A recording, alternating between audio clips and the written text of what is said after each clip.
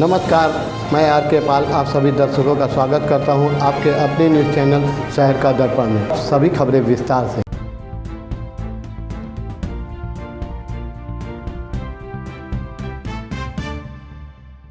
लखनऊ में आज शिया धर्मगुरु मौलाना कल्बे जवाद ने एक प्रेस वार्ता कर कहा कि कथित इस्लामिक शिक्षा के केंद्र दारुल उलूम देवबंद ने गज़वा-ए-हिंद भारत पर आक्रमण को मान्यता देने वाला फतवा जारी किया है। दारुल उलूम देवबंद ने अपनी वेबसाइट के माध्यम से ये फतवा जारी किया है। इसमें गज़वा-ए-हिंद को इस्लामिक दृष्टिकोण से वैध बताते हुए महिमा मंडित किया गया है। इसमें कहा गया है कि गज़वा-ए-हिंद में मरने वाले महान बलिदानी होंगे, वही गज़वा-ए-हिंद को गलत फैलाया जा रहा है। गज़वा-ए-हिंद का मतलब है हिंदुस्तान से जंग। इस तरह के बयान गलत है। इस तरह के बयान देने वालों को अपने शब्द वापस लेना चाहिए। किसी किताब में गज़वा-ए-हिंद नहीं है, इससे नौजवानों में गलत संदेश जाएगा। लोगों और नौजवानों को भड़काना गलत है। गज़वा-ए-हिंद जैसा शब्द कहीं नहीं है। पूरी दुनिया में अमन और शांति फैलाया जाए, हम यही कहेंगे। एक छोटा सा देश इजराइल ने हजारों अरब लोगों को मारा, लेकिन इस पर कोई नहीं बोल रहा है। शिया धर्म में ऐसा कोई शब्द नहीं है। गज़वा-ए-हिंद का मतलब गलत फैसला जा रहा है। आइए देखते हैं हमारे संवाददाता आर के पाल।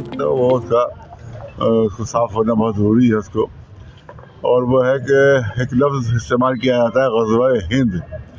ग़ज़वे के मानी है जंग के है, यानी हिंदुस्तान से जंग। तो ये अब मुझे देखा नहीं है, लेकिन मुझे बताया गया है कि साहब देवबंद से भी कोई ऐसी बात आई है कि साहब ये ग़ज़वा-ए-हिंद जो है वो हदीसों में है, लिहाजा इस पर शरीक होना का बहुत बड़ा सवाब है। तो पहली बात तो ये है कि एक किताब है अहले सुन्नत की, मुस्नद इमाम नसाई है, उसमें ग़ज़वा-ए-हिंद का तज़किरा है। इसी तरह से एक किताब है मुस्तदरक इमाम हाकिम, उनमें उस पर तज़किरा है। सिर्फ दो किताबों में तज़किरा इसका है, लेकिन आज तक ये नहीं मालूम हो सका कि वो ग़ज़वा-ए-हिंद है क्या, क्योंकि अलग अलग हर ज़माने में जो भी जंग लड़ी गई कहा गया यही ग़ज़वा-ए-हिंद है। मोहम्मद इब्न कासिम ने यहाँ पर हमला किया था, तो अक्सर सुन्नी उलमा, शियों में नहीं है ये हदीस। पहले मैं आपसे कह दूं, क्लियर कर दूं, दोनों किताबें अहले सुन्नत। इमाम नसाई किताब भी अहले सुन्नत की है, और मुस्तदरक हाकिम जो कहलाती किताब ये भी अहले सुन्नत की है। शियों की किताब इसमें नहीं है कोई भी। उसमें आमतौर से मुसलमान उलमा मानते हैं कि मोहम्मद इब्न कासिम ने जो हमला किया था आज से 1000 साल पहले, वही ग़ज़वा-ए-हिंद था। तो लिहाजा अब ग़ज़वा-ए-हिंद के तज़किरे की कोई जरूरत ही नहीं है कि जो चीज़ 1000 साल पहले हो चुकी उसको हम बार बार उसका तज़किरा करें। लिहाजा अक्सर सुन्नी उलमा ये मानते हैं कि ग़ज़वा-ए-हिंद मोहम्मद इब्न कासिम ने हिंदुस्तान में हमला किया था वो।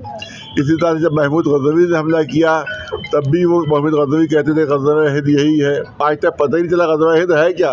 तो उस वक्त अब इसको उछालना, इसको बात को कहना दो और नौजवानों में कन्फ्यूजन फैलाना ये गलत है। जब खुद सुन्नी उलमा को नहीं मालूम कि ग़ज़वा-ए-हिंद क्या है तो अब उसको बार बार अब दोहराने के ज़माने में ये बिल्कुल मुनासिब नहीं है। लिहाजा उनको अपनी बात वापस लेना चाहिए।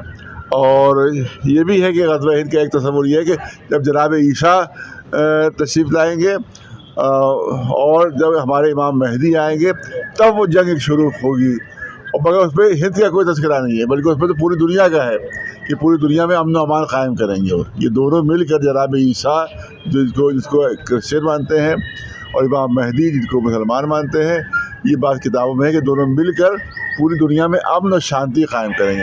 उस पर इंडिया का कोई तज़किरा अकेला नहीं है। बल्कि मत होइए कंफ्यूज, देखते रहिए शहर का दर्पण न्यूज़, क्योंकि खबरों की नब्ज़ पहचानते हैं हम। फिर अगले बुलेटिन में मुलाकात होगी, तब तक के लिए नमस्कार।